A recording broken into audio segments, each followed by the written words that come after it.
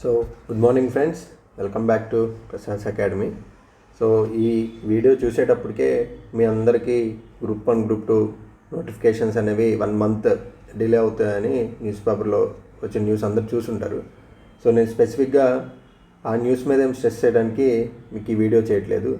So అందరికీ తెలుసు, ఈ ప్రెసిడెన్షియల్ ఆర్డర్స్ ఇంప్లిమెంట్ చేయడానికి మామూలుగా వేరే స్టేట్స్లో అయితే కొంచెం ఎక్కువ టైం పట్టింది.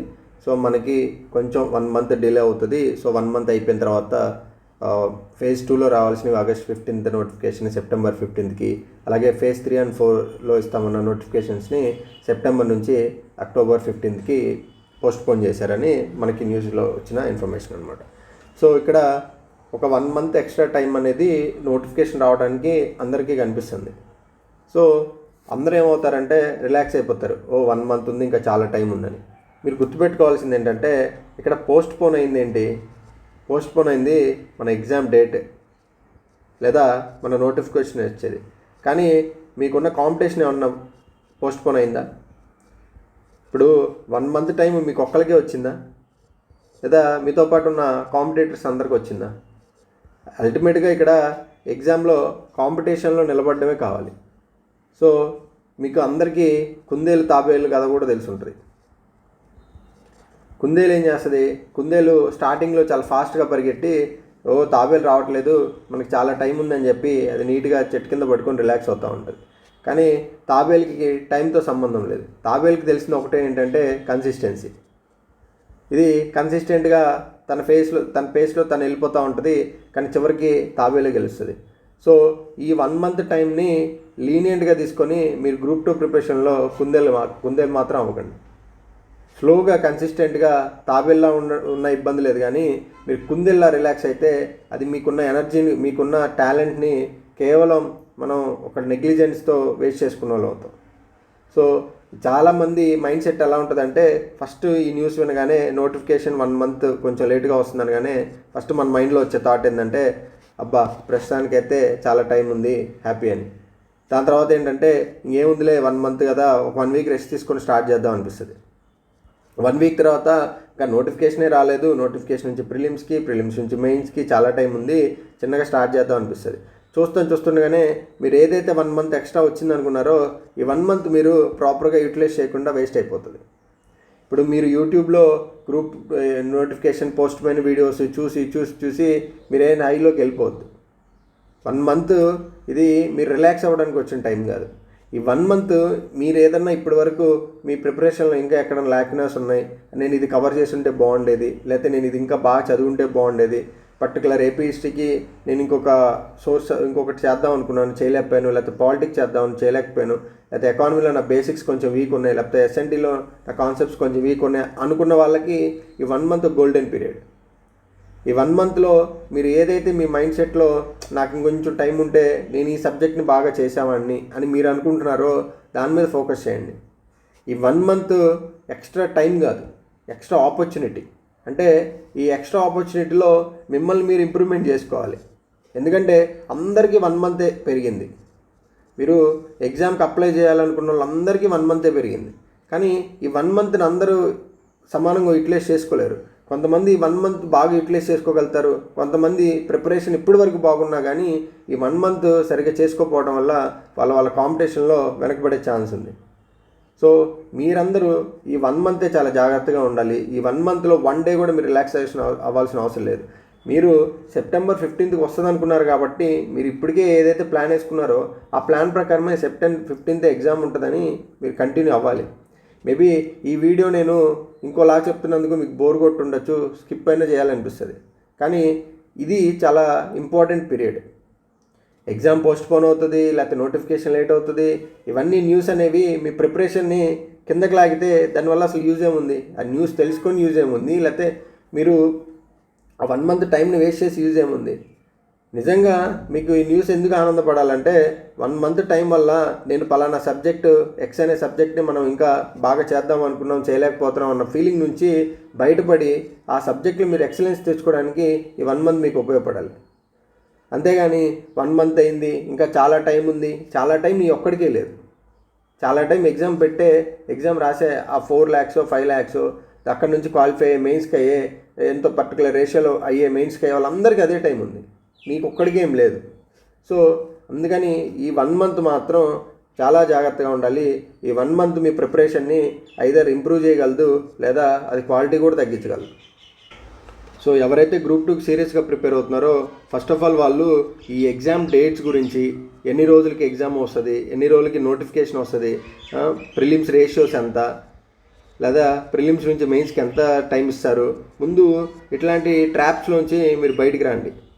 ఎగ్జామ్ జరక్క మానదు, ఏదో ఒక రోజుకి ఎగ్జామ్ ఖచ్చితంగా జరుగుతుంది. అది 1 మంతా 2 మంత్సా లేకపోతే 40 నోటిఫికేషన్ వచ్చినప్పటి నుంచి 5 మంత్స్లో వద్దా 6 మంత్స్లో వద్దా ఇవన్నీ పక్కన పెట్టండి. అది మీకు తెలిసినా కానీ దాంట్లో మీరు చేయగలిగింది ఏం లేదు. మీరు చేయగలిగింది ఒకే ఒక్క పని, అది మీ ప్రిపరేషన్. మీ ప్రిపరేషన్ని వేరే వాడు చేయలేడు. కానీ ఈ డేట్స్ ఇవి మీరు చేసేది ఏం లేదు. మీరు చేయగలిగింది ఒకే ఒక్క పని ఏంటంటే మీరు ప్రిపేర్ అవ్వడం. మిగతా పనులన్నీ మీకు చేతిలో లేనివి. ఏదన్నా ఇష్యూస్ వస్తే అప్పుడు అందరూ కలిసికట్టుగా పోరాటం అంటే అది వేరు. కానీ ఎవరి ఇండివిజువాలిటీగా ఎవరి ప్రిపరేషన్ వాళ్ళదే. సో మీరు అనవసరంగా నోటిఫికేషన్ ఎన్ని రోజులు పోస్ట్ పోన్ అయింది, నోటిఫికేషన్ అయిన నుంచి ప్రిలిమ్స్కి ఎన్ని రోజులు వస్తుంది, మళ్ళీ ప్రిలిమ్స్ ఎగ్జామ్ రాగానే రేషియోస్ ఎంత, మళ్ళీ ప్రిలిమ్స్ నుంచి మెయిన్స్కి ఎంత టైం వస్తుంది, వీటన్నిటిని ఆలోచిస్తూ మీరు ఆడే ఉండిపోతారు.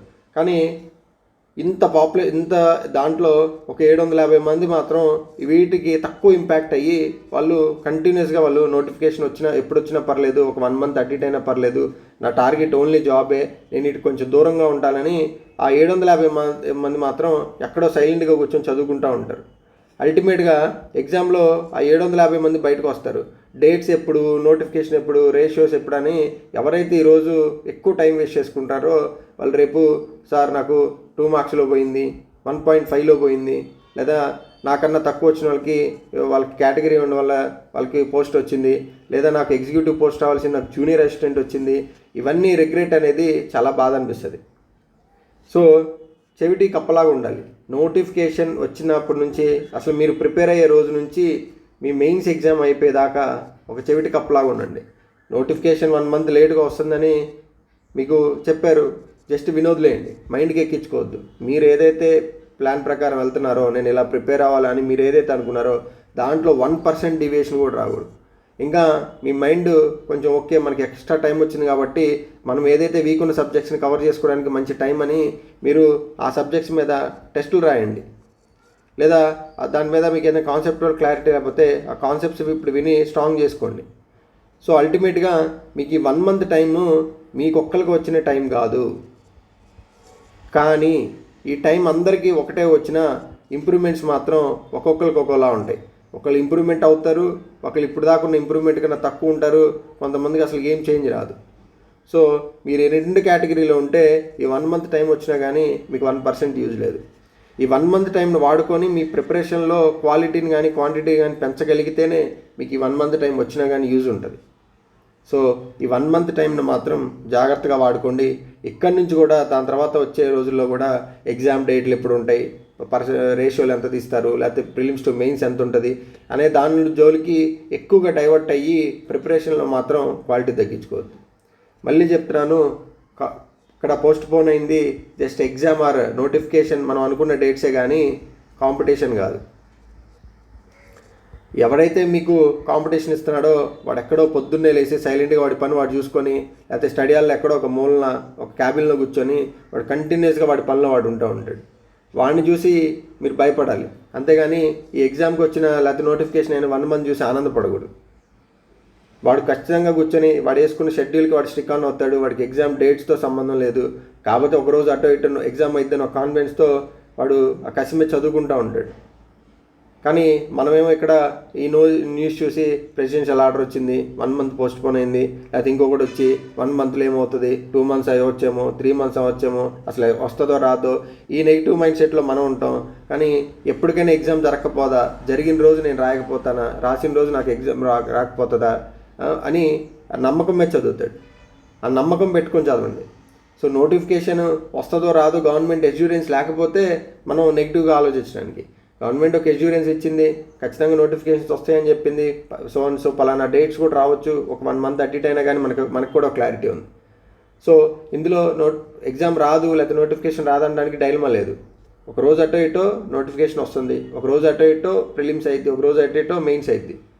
సో ఆ అయిన రోజున నీ పర్ఫార్మెన్స్ ఏంటి? ఇప్పుడు అవ్వలేదు కాబట్టి ఫ్రీగా ఉన్నావు, కానీ అయిన రోజు నీ పర్ఫార్మెన్స్ ఏంటి?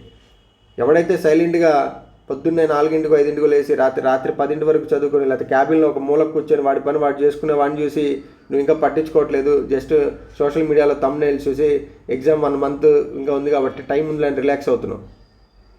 సో కుందేలు తాబేలు కథలో లాస్ట్కి మాత్రం కుందేలు కాకుండా చూసుకోండి. సో నేను ఒకటే సజెషన్ ఏంటంటే 1 monthని చాలా ప్రాపర్గా యూజ్ చేసుకోండి, మీ ప్రిపరేషన్లో క్వాలిటీ పెంచుకోండి. థ్యాంక్ యూ అనండి.